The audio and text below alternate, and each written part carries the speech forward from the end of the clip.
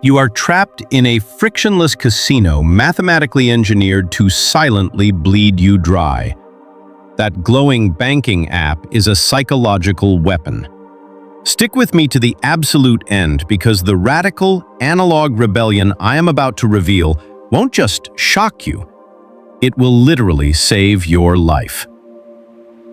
Look closely at these hands resting on this desk.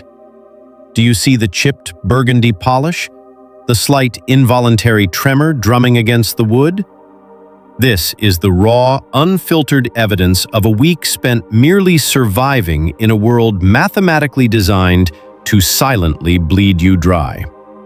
If you clicked on this expecting a slick, tailored Wall Street bro shouting at you to wake up at 4 a.m., plunge into an ice bath, and stop buying coffee, you are in the entirely wrong place. I am not here to sell you a toxic hustle fantasy. I am here to expose a terrifying, invisible nightmare that you are living in right now without even realizing it.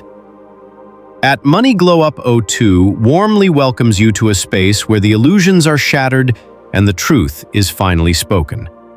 Before we pull back the curtain on the absolute mother of all modern financial scams, I deeply urge you to hit that subscribe button.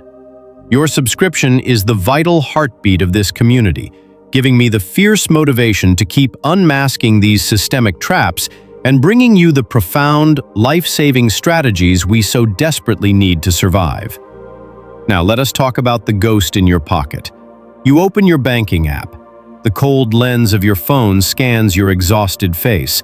The screen loads and suddenly, there it is, the number. To a neurotypical mind, it might just be a sterile piece of data.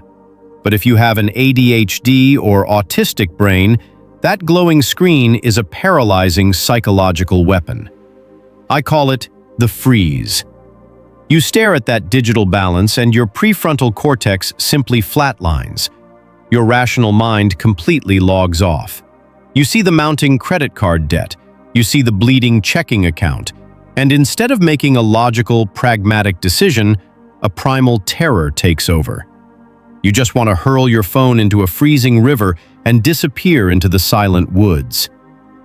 I am carrying consumer debt right now. I will admit that to you with absolutely zero shame and zero ego, because I know exactly how this rigged system knocked me sideways, and I know it did the exact same thing to you. We are not failing because we are stupid. We are drowning because the modern financial ecosystem is a frictionless casino, relentlessly engineered to make you part with your life force before your conscious brain even registers the transaction. You tap a piece of plastic against a piece of glass, a synthetic beep chimes, and you walk away with a $200 item you never actually needed. It is ghost money, ethereal, weightless, and completely devoid of any physical consequence. You get the intoxicating dopamine hit of consumption with absolutely none of the biological brakes screaming that your resources are dangerously depleted. You float in this painless simulation until the end of the month, when the statement hits your inbox and completely guts you. You are left staring at a sterile spreadsheet that feels like a brightly lit hospital for your personal failures. The system was built for unfeeling robots, and if we keep fighting it with the digital tools that broke us in the first place, we will perish every single time. So today, we are taking it all offline. Prominence taking our survival offline means we must radically reacquaint ourselves with the tangible weight of what we are actually spending. I remember the very first time I walked into my local bank branch and asked the teller to withdraw my entire paycheck in cash.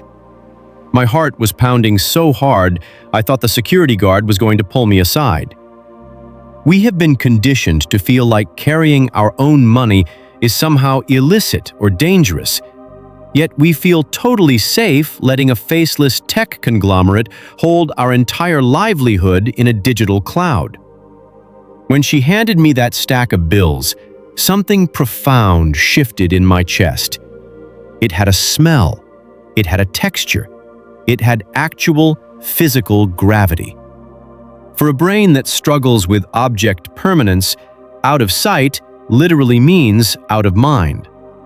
When money lives inside an app, it is an abstract concept, a fleeting thought that vanishes the moment you close the screen. But paper? You cannot ignore paper.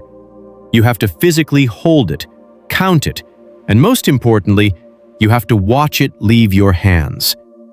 There is an immense, necessary psychological friction that occurs when you hand a crisp $20 bill to a cashier. Your brain registers the loss. The transaction hurts just a little bit, and that tiny sting is the biological break we have been missing in the digital age. We are not doing this to punish ourselves. We are doing this to wake our nervous systems up from the digital anesthesia. By moving to a physical cash system, whether that is stuffing envelopes or using a binder, we are forcing our brains to confront the reality of our consumption. If the grocery envelope is empty, it is empty. The physical boundary is absolute. There is no swiping, no overdraft fee, no borrowing from tomorrow to fund the dopamine craving of today. You hold the boundary in your hands. At first, it will feel archaic and incredibly inconvenient. You will curse me when you are standing in line and have to fumble with paper instead of just waving your phone over a sensor. But I want you to lean into that friction. That inconvenience is exactly where your power lies. It is the crucial pause between impulse and action where you get to take your life back. Once you actually feel the physical weight of your resources in your hands, the next desperate step is figuring out how to organize them without triggering another paralyzing spiral.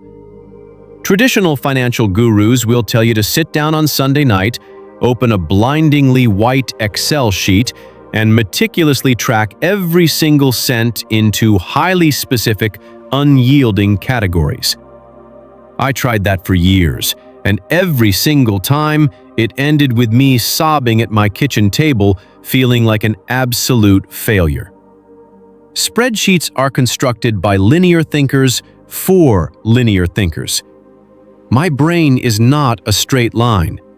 It is a chaotic, interconnected web of hyperfixations, sudden burnout, and sensory overload. When an app sends me a bright red push notification aggressively stating I have exceeded my dining budget, I do not feel motivated to change. I feel attacked, and so I shut down. We must radically redefine what a budget looks like.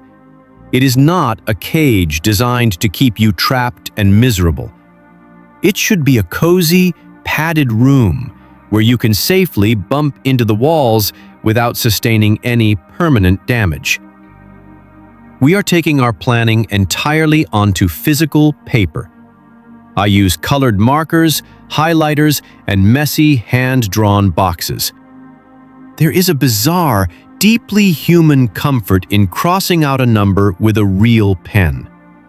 It allows for mistakes without the sterile permanence of digital data.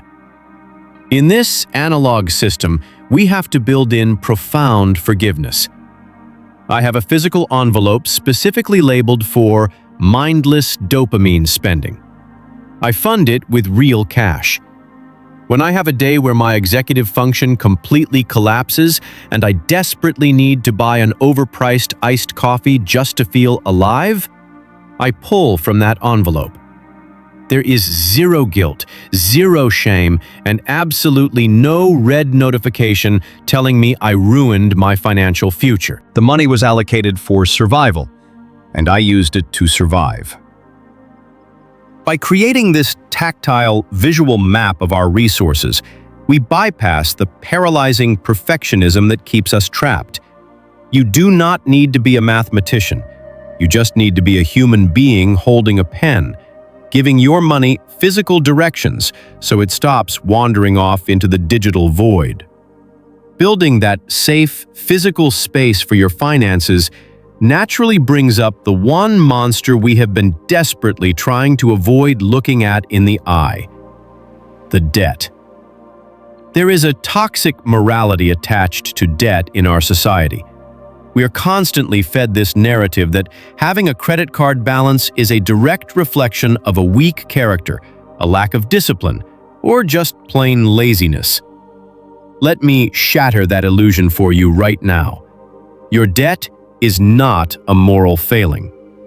For many of us with neurodivergent minds, it is simply the invisible, exorbitant tax we pay to survive in a neurotypical world. It is the cost of the meal delivery because you were too overstimulated to cook. It is the pile of abandoned hobbies you bought into, desperately seeking a dopamine hit to drag yourself out of a depressive slump. We have to decouple our self-worth from those balances, because the shame is exactly what the banking institutions weaponize to keep you paralyzed and paying minimums forever. When we face our debt offline, we strip it of its power. I want you to write down every single thing you owe on a single piece of paper. Do not look at it on a glowing screen where the algorithm can flash urgent warnings at you. Write it down with ink. When you look at it on paper, it stops being a terrifying, omnipotent ghost haunting your phone. It becomes just math. It becomes finite. You can fold that piece of paper up. You can put it in a drawer. You have physical dominion over it. We are not going to tackle this by punishing ourselves with extreme austerity. We are going to attack it quietly, steadily, with the physical cash we are now saving by avoiding digital impulse buys. Every time you cross out a balance on that piece of paper, you will feel a genuine physical release in your shoulders. You are not a bad person for falling into a trap that was designed by billionaires to catch you. Forgive yourself for the coping mechanisms you used in the past and focus entirely on the physical ink in front of you. When that crushing weight of moral failure is finally lifted from your shoulders, you realize that true financial freedom is not about being perfect, but about remaining stubbornly anchored in the real world. The world is going to desperately try to pull you back into the simulation. You will be bombarded with offers for new credit cards with shiny metal finishes, apps that promise to automatically invest your spare change, and digital wallets that allow you to pay with a flick of your wrist. They market this as convenience, but we now know the terrifying truth. Convenience is the ultimate trap. Frictionless living is a one-way ticket to financial oblivion for a brain that requires boundaries to feel safe. You have to fiercely guard this analog lifestyle you are building. There will be days when the envelope system feels exhausting, when drawing out cash feels like a chore you simply do not have the energy for. In those moments, I want you to remember the agonizing paralysis of staring at that banking app. Remember the absolute terror of the digital freeze. The slight inconvenience of paper money is a microscopic price to pay for your peace of mind. Over time, this analog anchor transforms from a desperate survival tactic into a profound source of joy. There is a quiet, meditative peace I have found in sitting down on a Sunday afternoon, physically counting my cash and placing it gently into its designated spaces. It is one of the very few moments in modern life where I feel completely, utterly in control.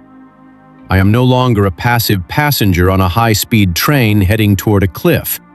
I am the one holding the steering wheel, feeling the road beneath the tires. This space is not just a channel about saving a few dollars. It is a rebellion against a digital ecosystem that wants us numb, distracted, and perpetually indebted. By taking our money offline, we are reclaiming our attention, our autonomy, and our very lives. Stay messy, stay analog, and never let them drag you back into the illusion. In a world engineered to make spending as mindless and frictionless as breathing, choosing an analog financial system is a profound act of rebellion. The digital age has weaponized convenience against us, turning our hard-earned resources into invisible numbers floating in an app designed to be spent before our brains can even process the loss. By pulling our survival offline, by physically holding our cash, mapping our budgets with messy ink on paper, and staring down our debts without the blinding glare of a screen, we reintroduce a vital psychological break. This friction is not a punishment. It is the physical boundary we desperately need to wake our nervous systems from financial anesthesia. We have learned that the shame surrounding debt and impulsive spending is merely a byproduct of a rigid system that ignores the chaotic realities of human survival. When we strip away the sterile perfectionism of digital spreadsheets and panic-inducing push notifications, we replace fear with forgiveness. True financial freedom is not about flawless discipline or moral superiority. It is about reclaiming your autonomy from the algorithm. It is about physically holding your boundaries in your own two hands. Embrace the inconvenience, forgive yourself for the survival tactics of the past, and let the tangible weight of your resources anchor you firmly in reality. You are no longer drifting through a digital void. You are finally in control. Convenience is not always a luxury. In the modern digital ecosystem, it is often a carefully engineered trap designed to bypass your awareness and separate you from your resources. The friction we are conditioned to avoid, the physical act of handing over cash, the effort of writing down a number with a pen, is actually a crucial psychological pause. True control over your life requires intentionally stepping out of the seamless digital stream and grounding yourself in tangible reality. Furthermore, financial struggle is not a moral failing.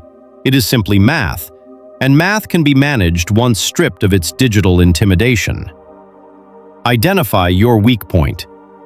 Pick just one spending category where mindless digital swiping happens most frequently. For example, takeout, coffee, or online impulse buys. Clickera cash boundary. Withdraw your weekly allowance for that specific category in physical bills and put it in an envelope. When the cash is gone, the spending stops. Let the physical emptiness of the envelope be your absolute boundary. Trade the screen for paper. Get a notebook and your favorite pens. Write out your current balances or weekly budget by hand. Allow it to be messy, colorful, and entirely yours. Follow around a dopamine envelope. Set aside a small amount of physical cash specifically for days when your executive function collapses. When you need a quick comfort purchase to get through a hard day, use this cash with absolutely zero guilt or shame. What is one specific thing you regularly buy with a quick tap or swipe of your phone that you think would feel completely different if you had to hand over physical cash for it? Please share your thoughts in the comments below.